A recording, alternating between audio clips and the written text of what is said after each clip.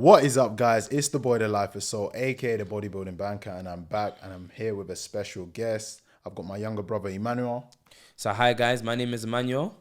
I'm the founder of Milior, which is a fitness coaching brand, an elite fitness coaching brand, should I say. And I'm also a banker at an investment global bank. Let's just dive straight into it. So both of us are doing a bodybuilding prep. We've got our competition.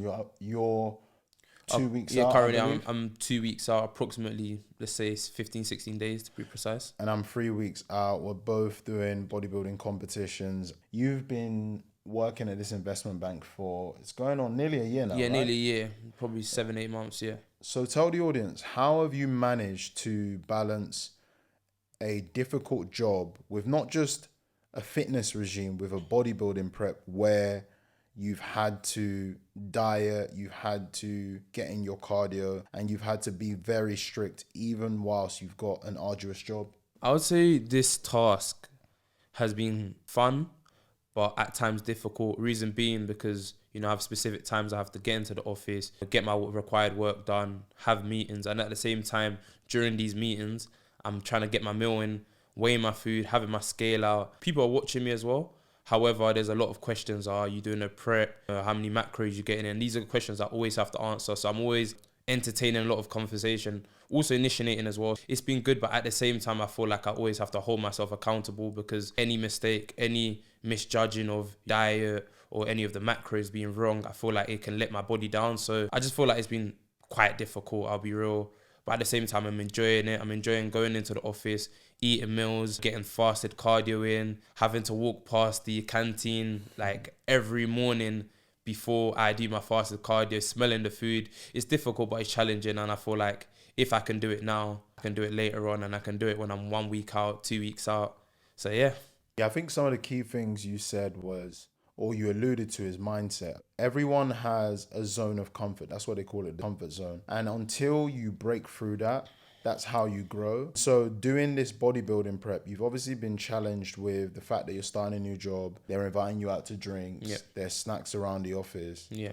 But building a resilient mindset allows you not just to overcome your fitness goals, but allows you to overcome your business goals, because the mind is a muscle, and the more you train it, the better you get over time. So tell me some practical tips you have used to help you stay the course while you're doing the prep. I'll say practical tips. First and foremost, I always have to plan the amount I'm eating, plan when I'm going to eat, the time. And this is even includes me jotting it down either on notes or maybe on a Word document, for example, first thing in the morning. So I'd plan, for example, the breakfast I'm going to have. If I have a meeting, I'll make sure it's according. So it's either before or after the meeting. Likewise with lunch, my third, my fourth, my fifth meal when I'm having a shake, when I'm doing my cardio. I'll say planning is definitely important. I'll also say time management, being able to manage your time, know when things are. For example, you've worked in banking, you can have meetings here and there. You could have like a thing called an all hands meeting. They can just decide which is like the whole team having a meeting. Prior to be there, they could just tell you on the spot, the VP, the ED, whoever's sitting around can just tell you, look, we got a meeting. You can't say no to it. You might be trying to have your meal at that time. But so time management is good, and being resilient. That's it. Reason being, because I just feel like being resilient is just, it's in the mind. I feel like if you can do it in mind, then your body can follow the steps. Yeah. And I feel like this is something that I've been doing.